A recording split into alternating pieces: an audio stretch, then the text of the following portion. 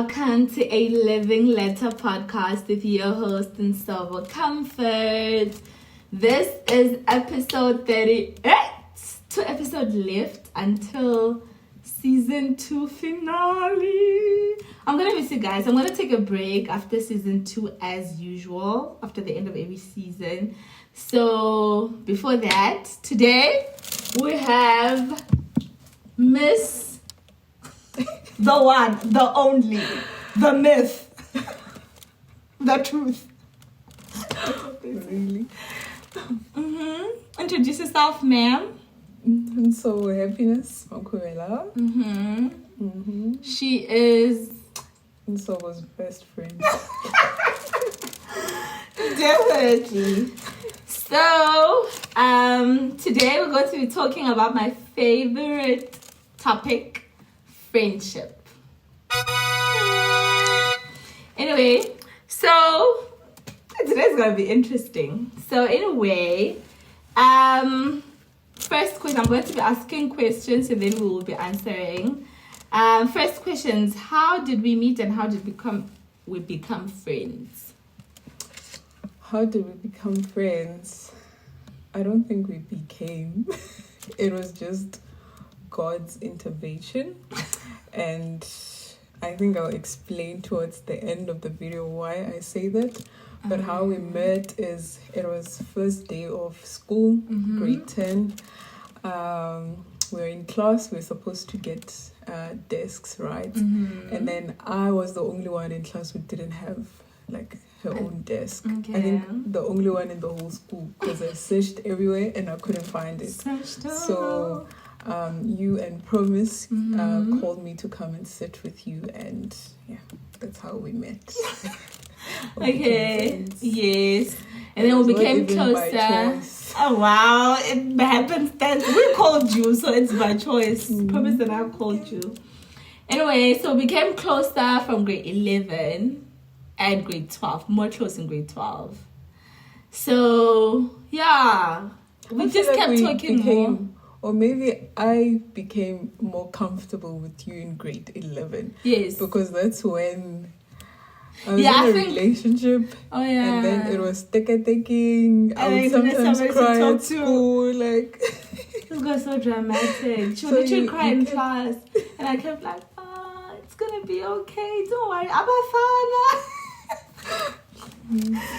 Anyway, so yeah. But I consciously became a friend in grade 12. Yeah, for me it was grade 11. Oh, that's love at first sight. No, grade 10. Say it. No. You liked me from grade 10. No. I didn't tell you everything in grade 10. Oh, okay, cool. Fine. Anyway, so that's how we became friends. It's been 13 years. -1. -1. Coming to our next question. Our next question is about the breakup. What happened and how did we get back together? So guys, like, we broke up. We had a friendship breakup. We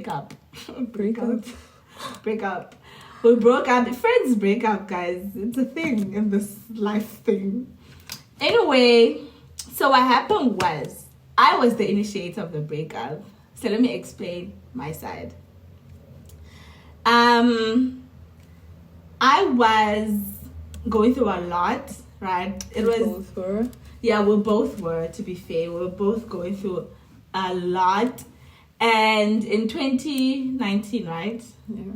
2019 and 2020. 2020 was like, yeah, no, let's cut this. Lockdown also. Anyway, so so because I was like, so she was dubbed my best friend, I think since grade 12 or first year, right? I consciously was like, you know what, this is my best friend, right? So if I because she was my best friend, I had a certain expectation of her, right? And I would behave in a specific way to her that I'm genuinely like the same person with pretty much a lot of people. So, but with her, I would give off of my extra because she's my best friend, right? So in terms of Really? learning her. Yes, what do you mean, this girl? You kept denying me as your best friend this whole time. Yeah. Because I'm allergic to the term best friend. I feel like it's a lot. And maybe it's our friendship that hurt me. What if it is you that's making me afraid of best friend? No. Okay, well, it was actually It since was your- before. Oh, it your was previous gracious. friends. Yes. You didn't have to mention her name. Okay. Blurb. So, yeah. Wasn't Damn. it? You're right. But you added, actually, because of that, I expected a lot from you because you knew what I've been through. I expected a lot from you. You're my first best friend, so I didn't know. Anyway, so I had an expectation. There is nobody that knows Nsovo like I do, right? I knew her like the back of my hand. I knew her, understood her. You really don't understand how much this girl is like. Even actually in our family, she just became one of the sisters. Literally, like my sisters get along with her so well, and she takes them as hers, whatever. That's how close we were. So then in 2019, 2018 leading up to 2019, I was going through a lot. I was emotionally downcast. I was exhausted, especially friendship. Relationship kind of all round, right? I was exhausted, academically exhausted. My life was just exhausting. I was exhausted. And it was the time that I needed, if there was a time that I needed my friends, I remember telling my sisters that if any friendship that is going to survive, any relationship that is going to survive in my life, it won't be because of me. It will be because of my friends who stick by me. Because that's how bad I was down bad, right? I was not caring about anything. Anyway, so you can tell that at that time was the time that I needed my best friend the most. But as life would have it, she was also going through her own struggles, right? It was the year that she had a fallout With God. And I needed my best friend too at the time. I suppose she did. And I knew, but I was just refraining my need because I was mad at you. Oh yeah. Coming to the things that led to us breaking up, right? It was we were supposed to start a business together, a sewing business together. We had just learned how to make clothes. Well, I had learned a long time ago. She just learned. Then we decided, okay, we're going to start a business together. I do. It's still there under CIPC under my profile. Oh, wow. So yeah, so we registered it and everything like that. And then, so like, I'm the type of person, I take time before I commit to something. I do things very intentionally. So, and Nsovo is not the opposite, but she's more free than I am, right? So she had another business idea with someone else, and then she was like, "Juices, I'm doing this instead." And because I know her, right? Before we started this thing, I told her, like, I don't know. It took 6 months for me to be like, let's register, because I was like, are you sure? Are you sure? Are you sure? We're not going back to start this. We both were not sure because we always disagree about anything and everything. Yeah, I was So not we're sure, not because we're going to make it work. No, because of your personality. I wasn't sure because I knew I wouldn't like it if you were to quit now and start something else.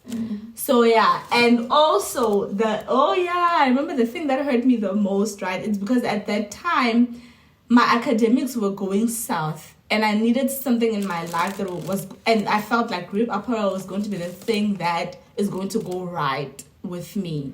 So when she was like, "Deuces, bye," like, we didn't even really have a conversation. She just told me, "Hey, so this is what I'm doing." Oh, I think I asked her, like, what is going on? And she's like, "Oh yeah, I'm doing this. I'm not going to do that." I was heartbroken and I was at my lowest. So I was like, this girl, like, clearly she doesn't rate me. She doesn't understand me. She has, like, no regard for who I am. And for my best friend, that sucked, right? So yeah, and the other thing that drew the line for me, well, that made me want to break the tie was that of the expectation of, because of how much I knew, understand her, and like how free she was around me. I remember you had also an expectation, right? That I wasn't. You said you asked me what? I asked you why you seem so distant. Yeah, like I'm not open. You're not. Oh yeah, you were not open with me about stuff. Yeah. Yeah. So yeah, the reason why like I was not open to her as much as she was open to me about stuff is because I felt like I don't need the same things that she does in order to speak. And as my friend, I needed her to understand how I operate, right? So like I am different from how she does, and I had learned her and created a good environment for her to be like, whatever she needs, I know, like if she's angry, what to say to make her speak, whatever, to a point where I don't even need to do anything. She just knows that like I'm her person. Doesn't matter what state I'm in or she's in, I can just come. So I was telling her that like, you haven't really learned me. Like, learn me, right? And know what is it that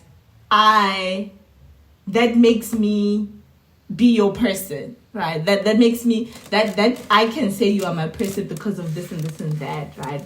So yeah, so that's what. So when the business situation also happened, I felt like this girl doesn't really know me or even care about me, and it's something that like whenever I would bring up, she wouldn't understand, and I wouldn't know anymore how to communicate that, bruh, like learn me, know me, like, you know, things like that. So everything now happening at the time where she's having her fallout with God, she's having everything that is happening in the business as well. There was a point where it wasn't really doing as best as she had wanted, right? And also remember how we became friends was because of we shared the same Christian values. Yeah. And then I had a fallout with God, oh, yeah, so yeah. I no longer subscribed. Yeah, I no longer subscribe. So the conversation, the language, yeah, was just not. Oh my gosh. It was so. Yeah. It became very, very difficult because like the thing that brought us together now couldn't. So it's like, what now do we have in common? I feel like you don't understand me. At least if we can talk about the word. Like, I can't even tell you everything anymore because I'm like, yeah, she's gonna judge me. Oh yeah, okay. And also was like, I don't even want to know because you know. Yeah, so that's when I was like, I'm done. Then I started, I think now totally not doing anything friendship related, and then she caught up with it, and then avoid that. One thing about me. So avoid that. So and that also hurt me. And then I was like, this girl doesn't even realize. Like, imagine. Why avoid that? I like, fight for me. I'm your best friend. But anyway. I don't even have the energy. Yeah. So that was that. And then how we got back together. See, the initiator of things must be also the... Anyway, so, guys, if I can tell you how much God loves this girl. I don't think he rates me as much as he rates Nsovo H, because there's no way. Okay. Right? So, because there's just no way. Anyway, so on top of that year, I was emotionally downcast, like in jail, out. So there were actually a couple of people that had hurt me. Not a couple, it was 2, 3, including her. 3 people that had hurt me. I can't say on camera. You see, I don't know about the thing. You do. If I tell you, you will. Okay. So, then God started telling me about these 3 people, but like, listen, for the next level of our relationship between you and I need you to, I need you to forgive these people and release the hurt. I'm like, no, I don't have a problem with them. I'm just not gonna be in their lives or whatever. Then it was like, no, you are hurt and you need to forgive the hurt that you feel. So did you reach out to all 3 of us? I did. What was it? The same message I sent all of you guys. Okay. Then with you, actually, I wanted to talk to you because I was like, because God made me just say have a conversation. Love back. No. Girl, I couldn't care less. Please, you missed me. Wow, what's up there, dude? So what happened was, okay, so the other 2, I sent them messages and I told them that, okay, after a long battle with God, of him making me understand what hurt and unforgiveness and resentment had done to my heart and who I am. Like, it's not my brand, to be honest. Like, holding on to hurt and resentment and it's not my brand at all. Like, I know she's okay. Like, that's why it was very difficult for me in my like openness with God. So because when you open up to God, guys, he will search everything and tell you the corners of your heart. So anyway, then I texted those 2 people. I was like, hey, listen, this is what happened. I forgive you, whatever. I remember actually both of them wanted to call me back. No, one of them didn't respond. Story for another day. But we actually ended up talking, I think, a year later or a couple of months later. Hey, and then the other one called me back. Like, he couldn't believe that I had forgiven. But what did I do? And then you were just you, honestly. I think I did send you. Person. Oh yes, I wanted to talk in person because God was telling me that I need to explain to you. I need to say out loud, like, what is it that had hurt me? And I was like, guys, she's not gonna get it. You know your child, God. You know how you made your child. And then fine, I texted her like, hey, can I come over or whatever? We need to talk. I don't even actually have your number anymore, but lucky for you, I know your number by head. So it turned out that when I texted you, we were supposed to meet the following day. And then what happened? It was the day I gave birth. Imagine.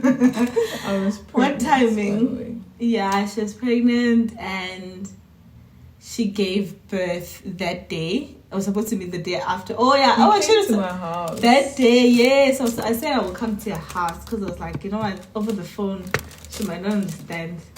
So I got there. They were like, she went to the hospital. I texted her, and then and her mother didn't know how much to tell me. Did I tell you she was acting weird? What's it? She was like, I'm gonna call.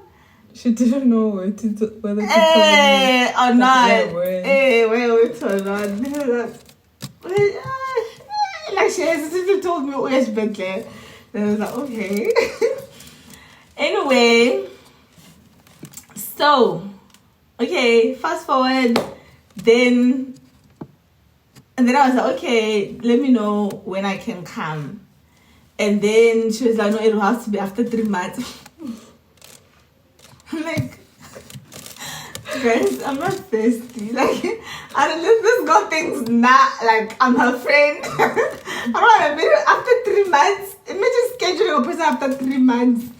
I don't care if I share a new baby or not. Anyway, it was good there. So I was like, it can't wait that long. We'll have to now speak over the phone. Then I spoke with her. Then, okay, so what made me actually to text her, right? It was because when God was dealing with me in my heart, whatever, he was like, then he started telling me that I need to start praying for her, right? Then because my heart was like very not by her direction, I couldn't do that. Then he started now dealing with the unforgiveness issue, whatever. Then he started showing me the things that he had told me about her and about her destiny, about her family that are now the enemy is fighting against. Then I was like, sharp, like, it's not my business. It's not my business. Why must I suffer for this girl?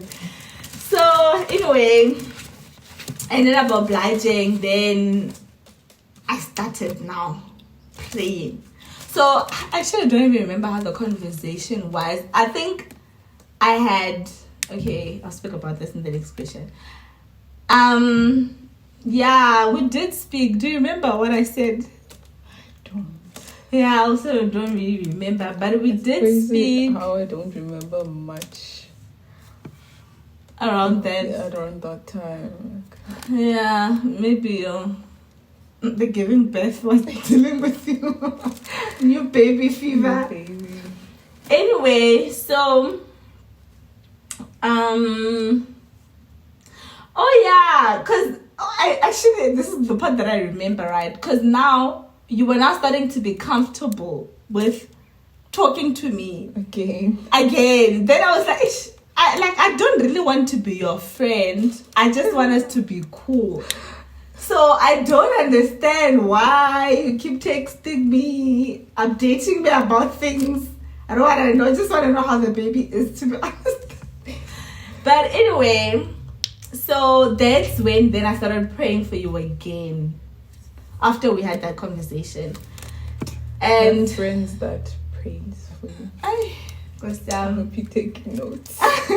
So yeah, I started now. I think I even fasted a couple of times.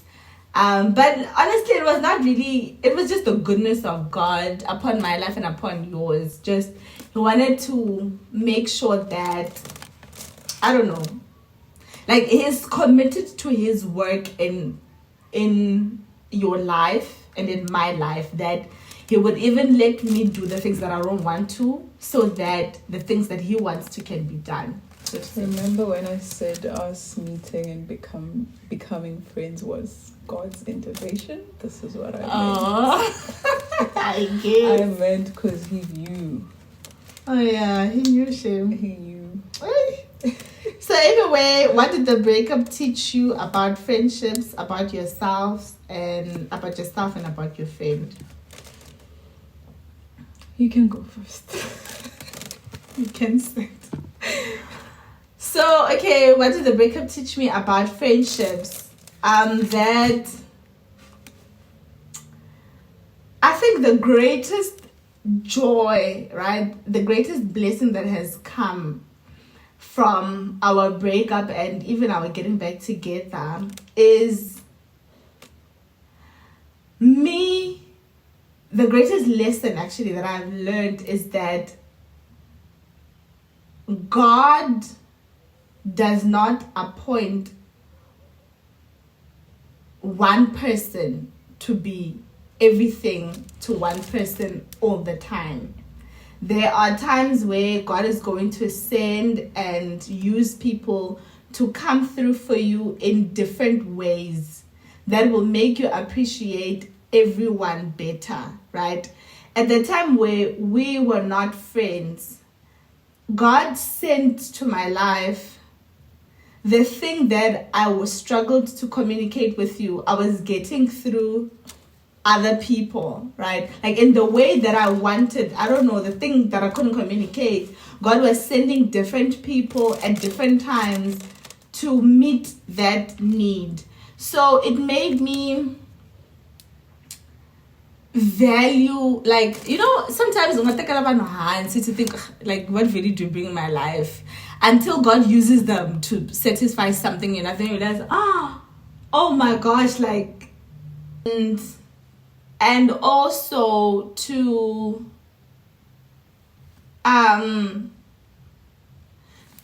have, not necessarily to,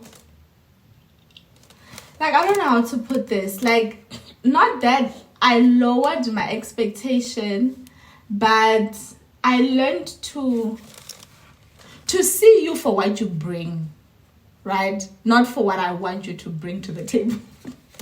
A table of friendship. To see, because there were, because of this thing that like I couldn't understand why you don't understand, or like of how I wanted you to be towards me, I couldn't see the other ways. Not that I couldn't see, I saw it, but I didn't appreciate them enough, right? So it made me now to be like, you know what, this is Nsovo, and this is who Nsovo is to me, and this is what Nsovo does for me, and I'm okay with it, right? If Nsovo ever adds, then I'll be grateful. If she doesn't, I'm still grateful. So it made me approach our relationship in a different way.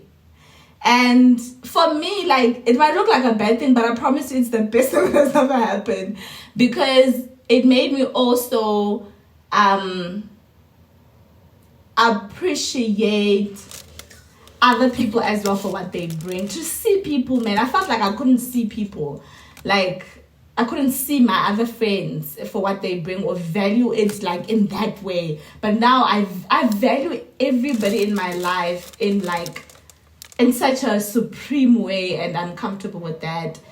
And it taught me that to pray a lot about friendship, and like it taught me to seek God about the role I play in each and every one of my friends' life. And it made me show up for you best. Now I know, and I know, like, I don't know, like I know what I can do, right? That will make me want to have expectation. And I know to stop myself. Because if I English, I don't know the words. But yeah, that's what I learned about you and about myself and about friendship. Yeah. Well, for me, remember, I was still in my fallout with God, so I didn't really like sit down, consult God about whatever was happening. I wasn't, and the breakup wasn't that deep to me as it was to you, so I didn't really sit down and like. You were in a cloud. Things through, to be honest. Yeah. But I think I can say. It taught me I actually valued you more because when we broke up, I saw that like you're actually the only person that I could confide in, and now I'm here, like I can pick up my phone and call anyone. It's like I don't know if I should say I was lonely. I don't know, but I wasn't too focused on that. But I felt the void of not like having you in my life, and it made me appreciate you even more. And it made I don't know if you can agree or disagree that it made me to what's the word? It made me to be more attentive. Okay, yeah. It did. Okay, yeah. I would like to believe that I am now a more attentive friend. I try to read you and understand you. Yeah, you do. Which is something that you wanted from me. Yeah. So I try to be a better friend. Yes. Sometimes I slack here and there, but I'm doing my best. So yeah. What did it teach you about yourself? Myself? Yeah. Not the breakup, but that season of my life. Like, it just taught me so much, which is outside of this conversation we're having. But I think after that season of my life, I started to learn a whole lot of things about myself. So, yeah. Okay, so how are you a better friend now? I'll let you be the judge. Wow. No, that's not the answer. Like, am I a better... I just mentioned that I would like to believe that I am now a more attentive friend. Okay, yes. Yeah. I try to be there for you the way you want me to be there. I try to check in, ask questions, because that's what you expect of me. So Expect me as if like, why are you saying it like it's those relationship, those guys who are, hey, okay, you want me to call you, I'll call you then. You just said it like a few days yesterday. Yeah. Emotional availability is my thing. Yeah. So, okay, when I say caring, I'm talking about emotional availability. Okay. So, and awareness. Okay. So, yeah. In terms of like showing up, you do that very well. Like, I think, how am I a better friend is that oh, fine, yeah, that's how I feel. Yeah, but I do show up now. Like, there's nothing I don't do for you. Let's start there. Yeah. So, yeah. And yeah, I think that's how I'm better. And to appreciate you for what you bring to the table. I think that for me has been I see you for what you are. What do I bring to the table? Like you make a fuss about the things that I don't make a fuss about, right? Like my birthday, you would make a fuss about that, which I love. And I do make a fuss about my birthday, but like she can execute. I can play in my head and can stay in my head, and then she will execute stuff.